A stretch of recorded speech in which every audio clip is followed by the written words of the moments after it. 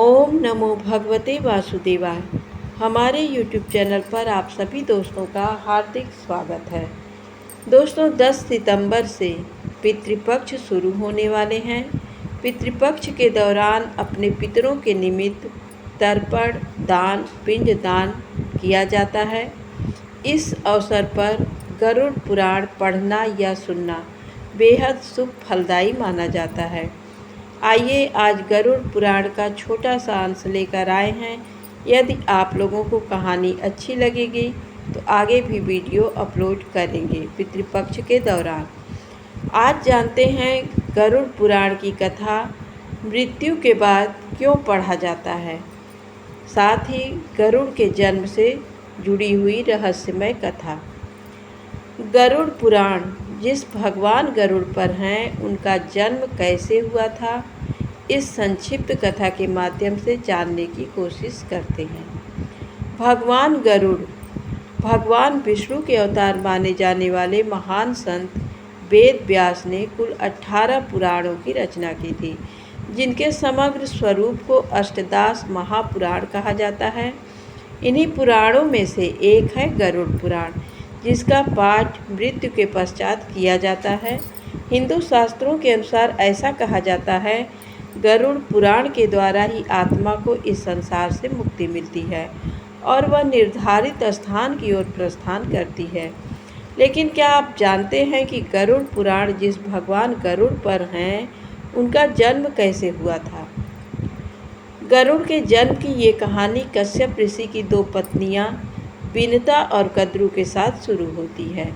दरअसल एक बार ऋषि कश्यप ने अपनी पत्नी कद्रू से कहा कि वो संतानोत्पत्ति के लिए एक यज्ञ प्रारंभ करने जा रहे हैं ताकि उन्हें और अधिक पुत्रों की प्राप्ति हो सके। कश्यप ऋषि ने सबसे पहले कद्रू से पूछा कि उन्हें और कितने पुत्र चाहिए। इस सवाल के जवाब में कद्रू ने कहा कि उन्हें बहुत सारे पुत्र चाहिए ताकि वो उनकी आज्ञा का पालन करने के साथ साथ उनकी हर इच्छा भी पूरी कर सकें। ऋषि कश्यप ने जब अपनी दूसरी पत्नी विनता से सवाल किया तब विनता ने जवाब दिया कि वो मात्र 2 पुत्रों की कामना करती हैं, जो कद्रू के सभी पुत्रों की अपेक्षा ज़्यादा ताकतवर हों। कश्यप ऋषि ने उन दोनों की इच्छा को स्वीकार कर लिया। कश्यप ऋषि ने यज्ञ प्रारंभ किया। यज्ञ पूर्ण होने के बाद कद्रू को 1000 अंडज मिले, जिनसे उन्हें 1000 पुत्र उत्पन्न होने थे। कद्रू ने सभी अंडों को गर्म पानी में रख दिया और उनकी देख रेख करने लगी। इसके बाद ऋषि कश्यप के बौने ऋषियों ने विनता के 2 पुत्रों की उत्पत्ति के लिए यज्ञ प्रारंभ किया। इस यज्ञ के द्वारा उन्होंने एक ऐसे पुत्र का आवाहन किया जो इंद्रदेव से कहीं ज़्यादा ताकतवर होता और साथ ही उसके भीतर अपने स्वरूप को बदलने के साथ साथ भारी से भारी सामान उठाने की भी ताकत होती। इंद्र को ये भनक लगी कि इस यज्ञ के द्वारा एक नए और ताकतवर इंद्र का जन्म होने वाला है। तब वो अपने पिता ऋषि कश्यप के पास गए। जब ऋषि कश्यप को बौने ऋषियों की ये बात पता चली, बहुत क्रोधित हुए।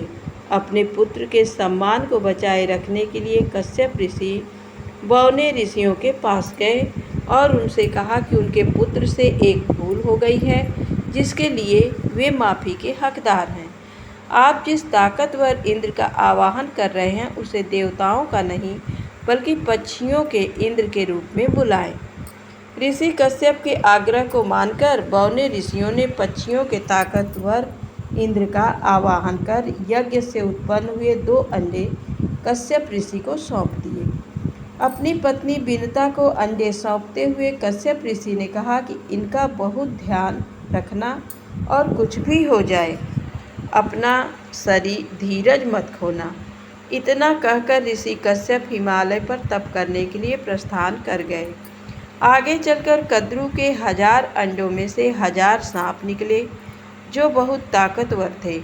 कद्रू उन्हें देखकर बहुत प्रसन्न होती और उनके साथ खेलती, लेकिन समय पूरा होने के बाद भी विनता के अंडों में से कुछ नहीं निकला। कद्रू विनता को ताना मारने का एक भी मौका नहीं छोड़ती थी। ऐसे में जलन में आकर उन्होंने अपना एक अंडा तोड़ दिया। ये देखने के लिए कि उसमें कुछ है भी या नहीं। अंडे के भीतर उसे अपना पुत्र दिखाई दिया, जिसके शरीर का ऊपरी हिस्सा तो था, लेकिन बाकी का हिस्सा मात्र मांस का लोथड़ा था। इस पुत्र का नाम अरुण था। अरुण ने अपनी माँ से कहा, पिता के कहने के बाद भी आपने धैर्य खो दिया और मेरे शरीर का विस्तार नहीं होने दिया, इसलिए मैं आपको श्राप देता हूँ कि आपको अपना जीवन एक सेवक के तौर पर बिताना होगा। विनता को कद्रू की सेविका बनना पड़ा और कुछ दिनों बाद अंडे में से निकले गरुड़, जिनका चेहरा, सिर और चोंच चील की तरह और शरीर इंसान का था, उनका जन्म हुआ।